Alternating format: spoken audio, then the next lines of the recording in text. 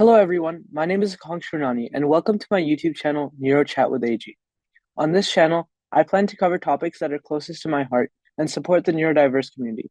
Topics related to neurodiversity, autism, late autism diagnosis, and autism in women and girls.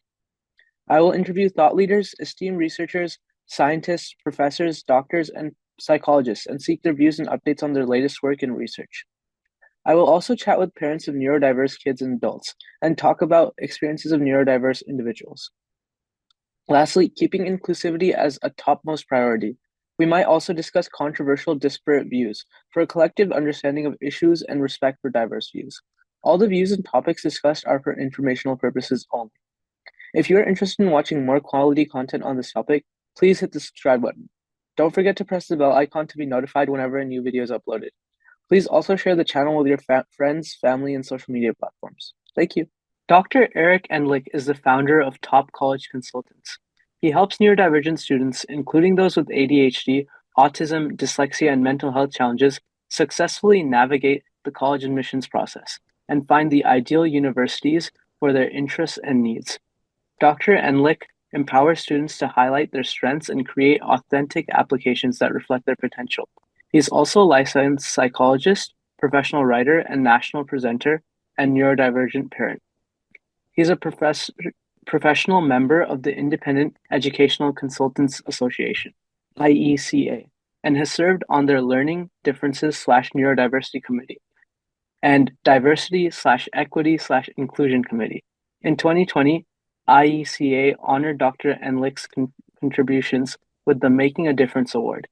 He co-teaches the course Working with Students and Learning Differences for the UC Irvine Division of Continuing Education and co-manages a Facebook group of 23,000 parents of college-bound neurodivergent students. Mr. Endlich, welcome and thank you very much for the time today. Thanks. Great to be with you. Thanks for inviting me. Yeah, and to jump right into it, could you please tell us about you and your journey? Sure. Yeah, as you said, I'm a clinical psychologist and worked in mental health for many years.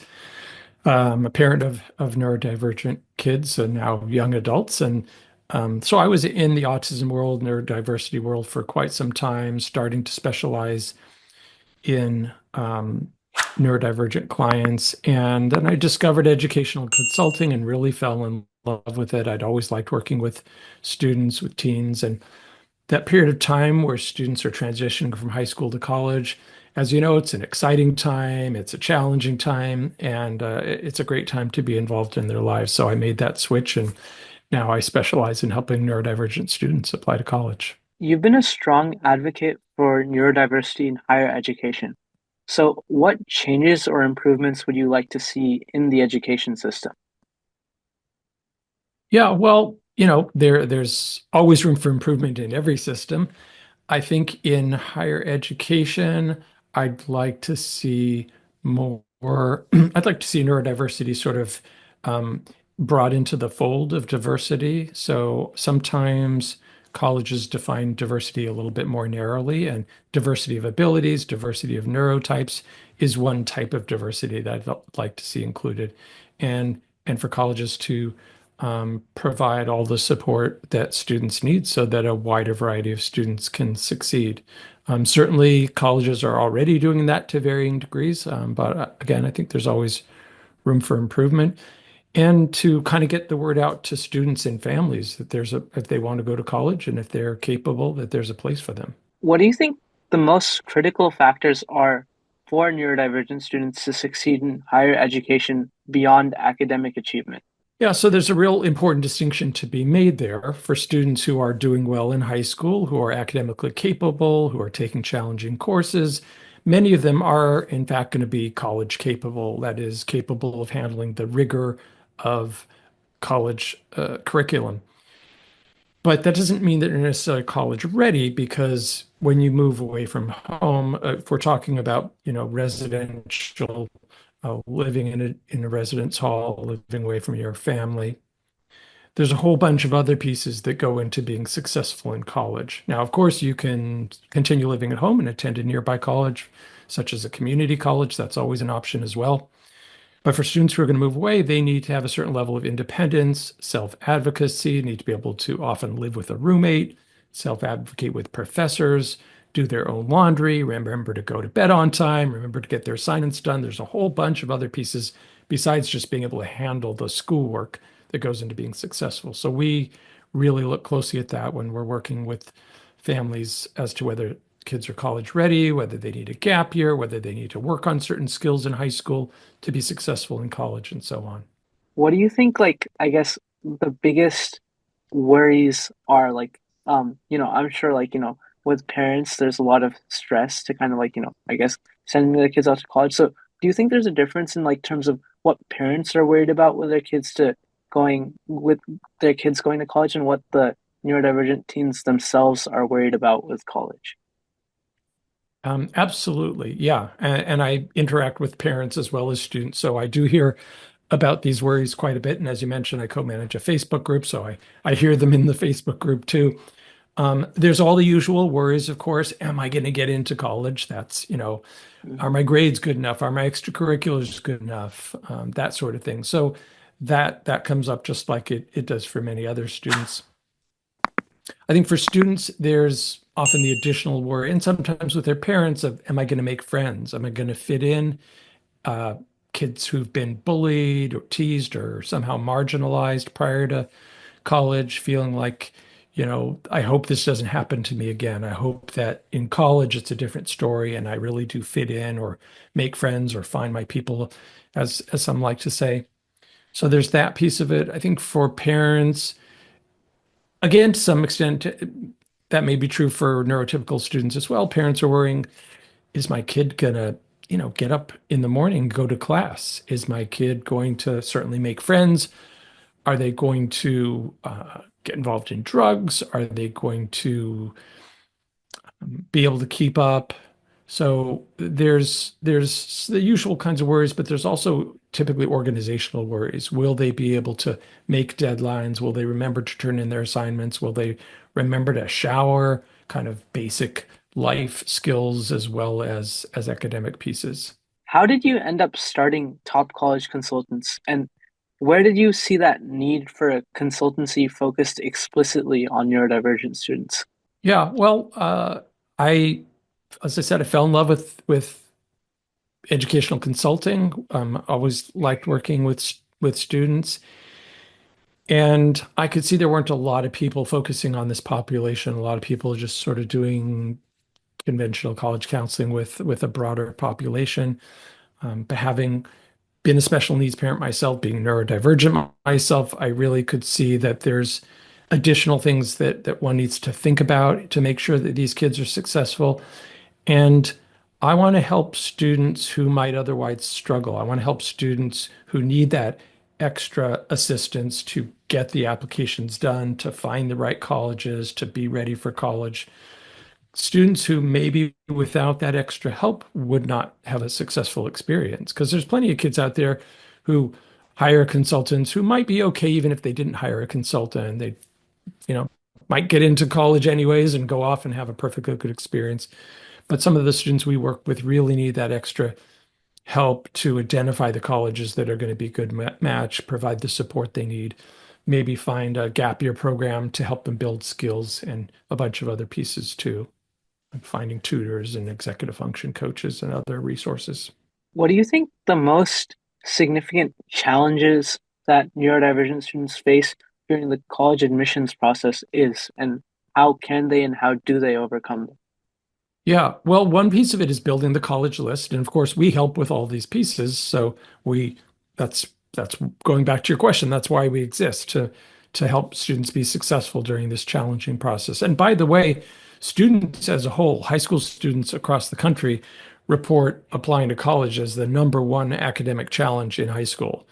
So you might think, taking an AP course, that's the hardest thing. But students say applying to college was the most stressful and challenging part of being a high school student. So it's already stressful and challenging. And then there's the additional pieces, writing the essays, super challenging for some of our students. I do work with some students who want to be professional writers. Some of my students have already written novels. They're prolific fiction writers, creative writers already.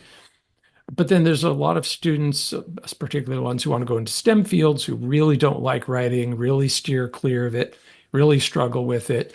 There's an organizational piece to it. Where do I start? How do I transition between topics and paragraphs? So we're really giving a lot of hands-on help for students to kind of get their essays and applications done, understanding the questions on the Common App or the UC app. But again, building the college list, figuring out, if I need a learning support program or an autism support program or academic coaching or particular kinds of accommodations, clubs, where can I find those? There's over 4,000 colleges to choose from, and it can be pretty overwhelming. So we're helping with the list, we're helping with the applications, and then that whole transition. If they're not ready, what do they do? Where can they get additional skills during the summer in high school? Where can they find this college readiness support programs or during a gap year? In your experience, what are some of the common misconceptions that colleges or admission officers often have about neurodiversity and neurodivergent students? Well, I think the first issue is just not being on their radar screen because I tour colleges all over the country. I listen to the information sessions and it doesn't really come up. Again, they'll talk about diversity. They'll say, we have a certain percentage of students of color. We have students from so many states and countries. They don't really tend to mention neurodiversity. So it seems like they're not really thinking about it. And I think sometimes if you do push colleges on this, they don't really sort of see themselves as that type of college. They think, oh, there's like special colleges or colleges with special programs for those students. But in fact, neurodivergent students are at every college. So they are at your college whether you know it or not, whether you are serving them intentionally or not. Of course, the folks who work in disability services, which again is at pretty much every college, they know that there's neurodivergent students there. They're helping with disability accommodations. But admissions, it may not be on their radar screen. And they may not really know how to respond if a parent in the audience says, hey, my kid has ADHD or dyslexia, what kind of services do you have? They may be kind of caught off guard by some of the more in-depth questions and how to help students. They also don't really know what they can do to make the process more welcoming for students. And we can talk about that too. How do you think neurodivergent students can highlight their strengths while being true to their experiences? Sure. So you're talking about like in the application process when they're Yeah. presenting themselves to colleges in the Mhm. college admissions process.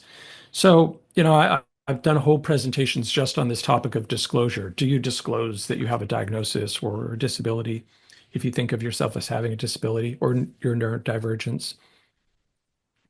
And it's completely optional. So some students may feel like, oh, yeah, I have this diagnosis, but it's not really a big deal. I'm a strong student. I don't really think about it very much. So maybe they don't want to highlight it. So not all students choose to.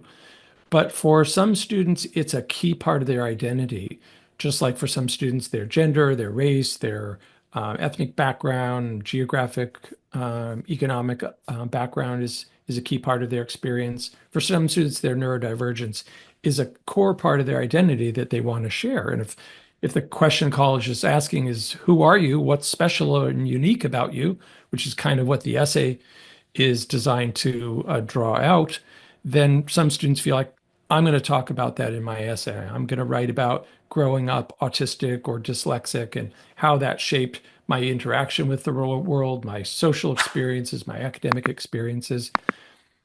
The trick is to not just present it as a whole bunch of negatives like, oh, I was bullied and I didn't get the services I needed and I had this bad experience and that bad experience. That's not even though all that may be true, it's not necessarily going to help you get into college, which is what partly, what you're trying to do in this process of applying. So the challenge is to kind of balance that out with what you've learned, how you've grown, how it's made you perhaps a more resilient person or a more compassionate person that you can understand other people who have challenges. So kind of the lessons learned and the strengths that came out of those experiences are key to share. How do you think colleges can better support their neurodivergent students during that process of admission? So I think, it depends on which point in the process you're talking about. If you're talking about getting students to apply in the first place, you need to send out the message to students that they're welcome. And you do that through the way Do you sort of through your marketing, if you're a student with a, let's say, a physical disability and you're touring the college, do you see a physically accessible campus? Do you see pictures on the walls of, or in the brochures or on the website of students with disabilities? Same goes for any kind of minority experience or in this case, neurodivergence. Do you see that representation? Is it talked about? Is the message being given that, hey, we have lots of students here who have all these differences, including being neurodivergent. We welcome them. We love them. They've succeeded here and made friends here. So if you're giving that message, you're going to get kids to apply in the first place.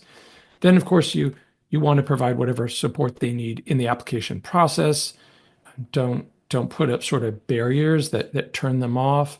If there's a support program to apply to, don't make the application process too confusing or burdensome. And then once they've gotten in, you want it to be a welcoming process for them to be on the campus. So, for example, student orientation for freshmen, for first year students in college, often that orientation process, I don't think if you've gone through it yet, but if you know any college students, that can be a pretty intense, loud, bustling sort of experience. I saw it with my own daughter when she started college. It's a fun, exciting, upbeat experience, but if you have sensory sensitivity to sound, lights, crowds, smells, you might be like, I don't even want to go to this orientation. Well, some colleges provide a separate pre-orientation prior to that time for students who have joined a support program or identified as being neurodivergent, so they can sort of come in a more quiet, laid back, low key experience, and maybe learn about all the supports they need to learn about, how do they access disability accommodations and so on, so that they feel like once classes start, they're in a good place. So those are some examples. I want to ask more about that. One more is there are neurodivergent professors too. A lot of them probably don't know they're neurodivergent because they grew up at a time like I did when a lot of folks weren't getting diagnosed. So some of them don't know they're neurodivergent. Some of them probably have figured it out, but they're not disclosing it. Well, you can't really expect your students to be comfortable disclosing it and to feel welcomed if you're not disclosing it and sharing that yourself. So that's another thing faculty can do is talk about it openly. Regarding that, once students are admitted, like beyond their orientation, what Mhm. are some other things that you think colleges can do to better accommodate neurodivergent students than they are doing currently? Yeah. Well, I mean, to be clear, colleges are already doing a lot. I don't mean to imply that, oh, colleges aren't doing anything. Again, pretty much all colleges, for all intents and purposes, do provide disability accommodations, which can be critical for some students to being successful. Quite a few offer support programs, and this is a challenge for parents figuring out which ones do and which ones don't offer programs. Well, I created a database. It's on our website, topcollegeconsultants.com. It's completely free. You can just go on, you can sort it by state, you can see how much the support programs cost. So, um, but that's, a small fraction of colleges. So obviously more colleges could offer those programs. There's not a lot of highly selective, highly competitive colleges that offer these programs. They're starting to move in that direction little by little. Emory University, for example, now offers a autism support program, but I'd like to see more of them. The other approach, which is ultimately, I think, where we need to go as a society, not just in college, but in the workplace too, is to create more universal design or welcoming environments so that you don't have to have these sort of siloed special programs. In other words, make the whole university ADHD friendly or autism friendly or disability friendly. Obviously, you see lots of buildings and workplaces and colleges that have done this in some cases because they were legally forced to, putting ramps in for physical access or providing access to closed captioning for folks who are deaf or hearing impaired. So you see this in other spheres, but there are ways to make campuses and environments more neurodiversity friendly. In Ireland, there's organization called As I Am that has come up with a template for universities to make them autism friendly, and they're starting to sort of certify universities being autism friendly. The College Autism Network, which I've belonged to for years, is now doing the same thing in this country. We are creating a template for colleges so that they can sort of apply and work on this and become more welcoming as an institution, not just by offering up service. And And one example is like sensory friendly spaces. Just read that the San Francisco International Airport has created a sensory friendly room for travelers that they can go in if they're overwhelmed and overstimulated by the sensory environment of an airport. So that's an example. And when you provide these kinds of services, whether it's a sensory friendly room or a ramp to get into a building, you're making it more accessible for everyone, right? You might think, oh, ramps, that's for people with wheelchairs. Well, what about someone who just broke their leg who can't get up the steps because they're on crutches?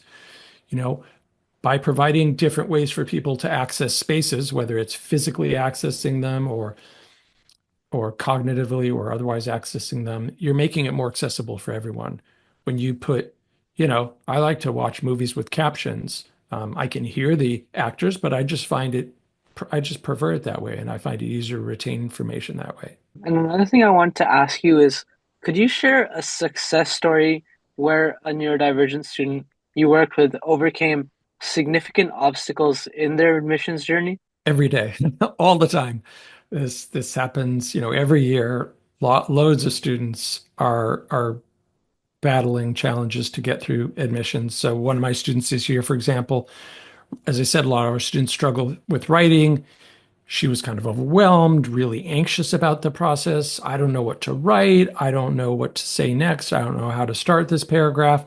And so we worked, in a session like this, a video session where she was writing in real time as I was sitting there and just kind of coaching and encouraging her and saying, "Yeah, that looks good. Keep going. You're doing fine." So some of that is just kind of helping students navigate the anxiety. She was not a particularly strong student academically, but she's gotten into most of the colleges she's applied to so far, including her top choice. So that's, worked out really well. And I've lots of stories like that. I had a student I worked with last year who had a different kind of disability, huge challenges growing up economically in his family, at school, given it with a particular kind of disability, and just did phenomenally well with his applications. And again, like a lot of it's just encouragement and helping students walk through the process and navigate and understand what is the Common App asking for, because it can be anxiety provoking if you don't have a parent, if you're a first generation student and your parent doesn't know all this stuff about applying to college, to have a professional like me or one of my team members to say, yeah, this is what they're asking you on the Common App. You can skip that question or you can put down X, Y, or Z for that question. So we're not writing their essays for them. We're not telling them what to say or what decision where to apply. That's ultimately their decision. But we're helping them kind of think through what's in front of them. How do you help students who may not fit the traditional college student mold identify colleges that are the best fit for their unique needs or learning styles? Things you can't just glean off the website of a college. What do you mean by not fitting the traditional mold? I don't know what the traditional mold is.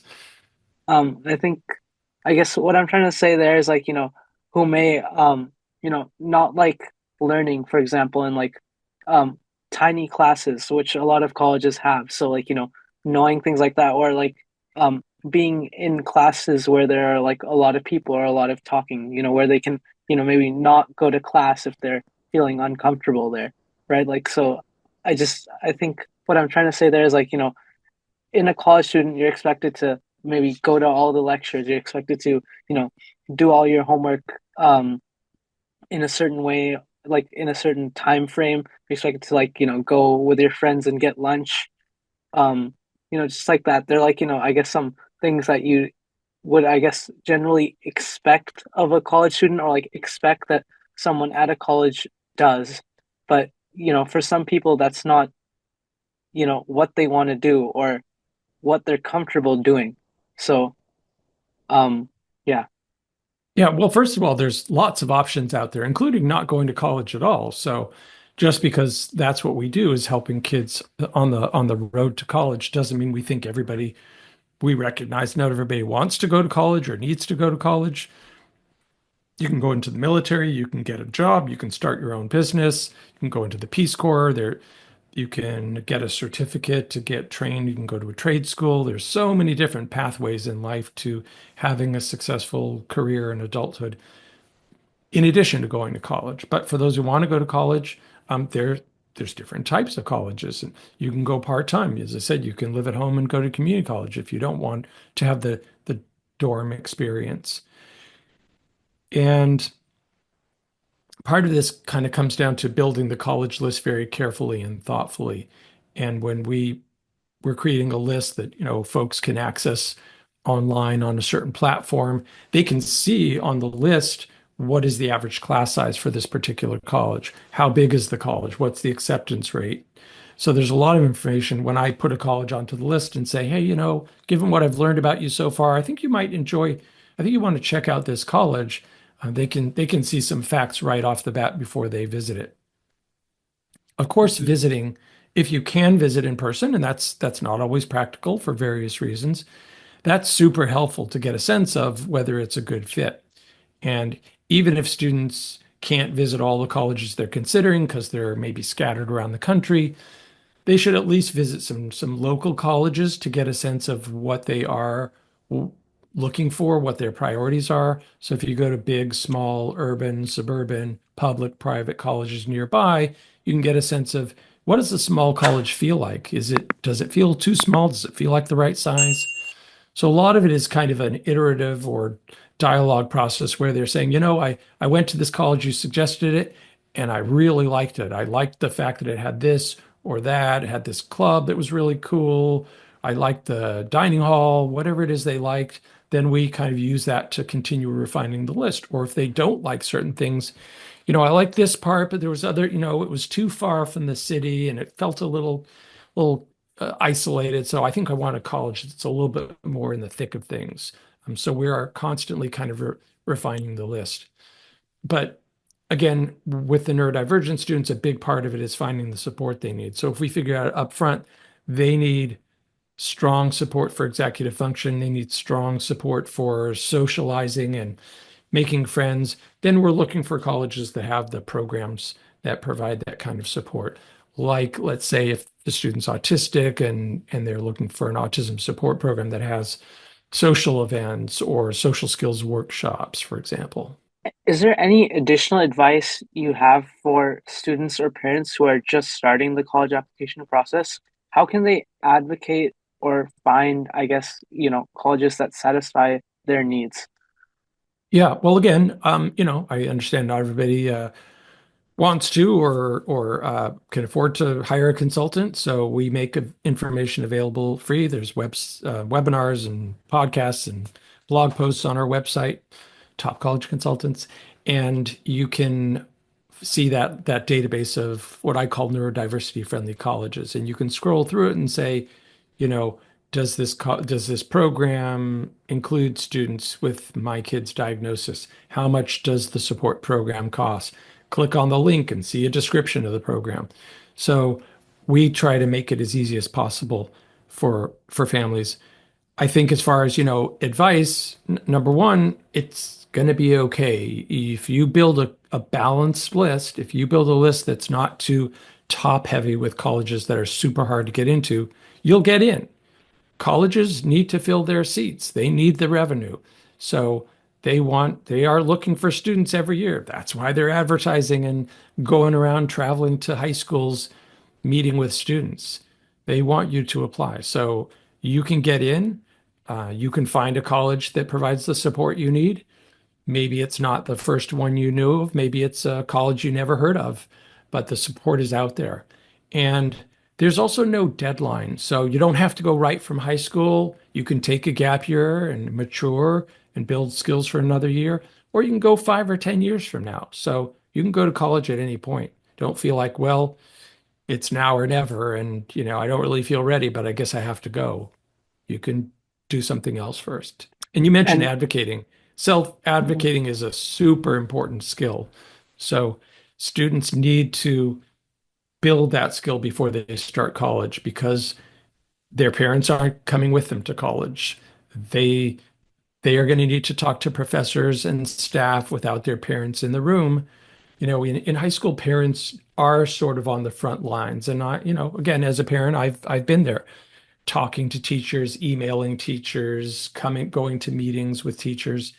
In college, it's you, the college student, on the front line or in the driver's seat. So you got to be prepared to negotiate with a roommate, with a professor, with staff. And if that's intimidating, then work on those skills before you start so that you feel more comfortable when the time comes. what advice would you give to neurodivergent students preparing for college interviews, especially if they experience anxiety or find those kind of social interactions challenging?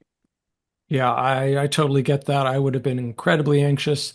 Thank God I didn't have to interview to get into college. I did for grad school, but uh, I would not have done well in an interview for college. That would have been super anxiety provoking. Number one, many colleges don't offer interviews, so only a fraction of colleges even have that as an option. Secondly, it's it's not required. It's an optional admission interview with the colleges that do offer it, except in certain situations, typically for performing arts, like musicians and theater majors. They may have to do a live audition for acting, singing, playing an instrument, which may also include an interview piece. But other students typically don't have to interview. They may have the option of interviewing. If they're applying for a specific scholarship, like some sort of special presidential scholarship, there might be an interview attached to that, but that's different from just getting into the college.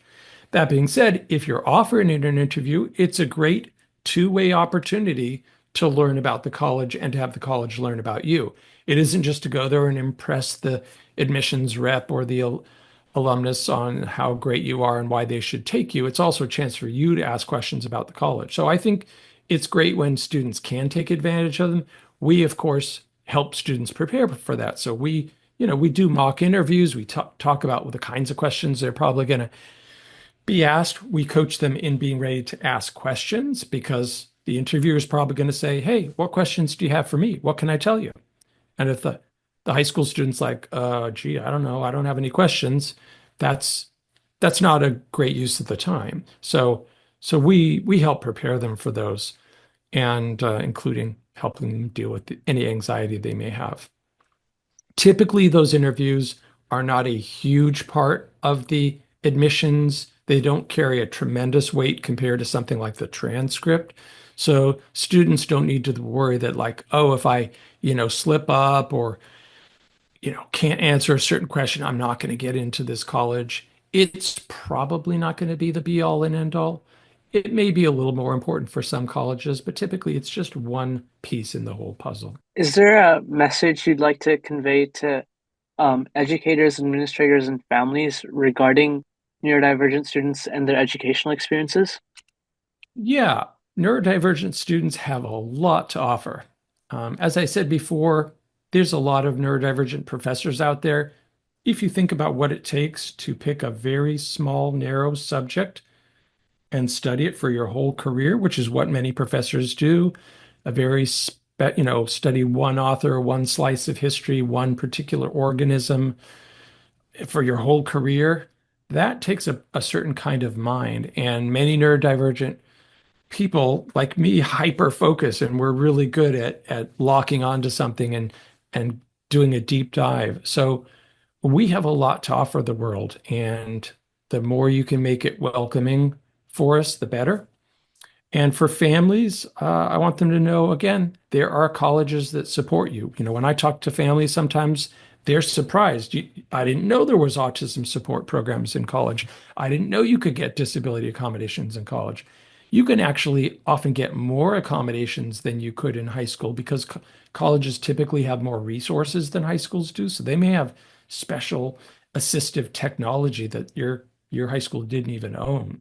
So there's a lot of resources out there, a lot of aside from that, counseling services and academic advising, career counseling, tutoring. There's so many resources available to colleges want students to succeed. They don't want students to drop out and go home and live with their families and give up on college. They want to keep getting your tuition money until you graduate, and they want to be able to brag that their students are graduating and going off and having successful careers, and then hopefully sending them donations. So um, colleges want you to succeed. There is a place for you. And I think we're moving into a more inclusive world. Are there any other resources, additional information, or just general advice you'd like to share? Well, as I said, there's a lot of resources on our website, topcollegeconsultants.com. You can reach out to me through the website. You can just, watch our webinars, read our blog posts, join the Facebook group. It's called Parents of College-Bound Students with Learning Disabilities, ADHD, and ASD. There's also a link on the website to the Facebook group, which is 23,000 parents. Of course, there's a Facebook group. It's completely free for parents, and it's a great place for parents to get support from each other. So to ask, hey, has anybody else in this group had a kid go to this college or attend this camp or this summer program? Or has anybody had this issue with their school district? It's a great place for parents to learn from each other. And there's some really knowledgeable parents in that group who are super helpful to other parents. So lots of resources out there. Plus, this is something I talk to a lot of families about that not everyone has thought about. There are public resources, there are public benefits that many students are eligible for. Vocational rehab, disability. In different states have different agencies. So I don't want to name a specific agency because it varies by state. There's a whole bunch of public benefits that students are often eligible for that may help take some of the financial burden off of families. So that's another thing parents should learn about. Mr. Eric, thank you so much for taking the time to share your insights on, the whole college admission process for neurodivergent students and your expertise and dedication to supporting students in navigating this often crucial transition in their lives is really inspiring. So, thank you Thank you. once again Well, for your generosity. And thanks yeah, for inviting me and for having this YouTube channel, and good luck to you in the college application process. thank you.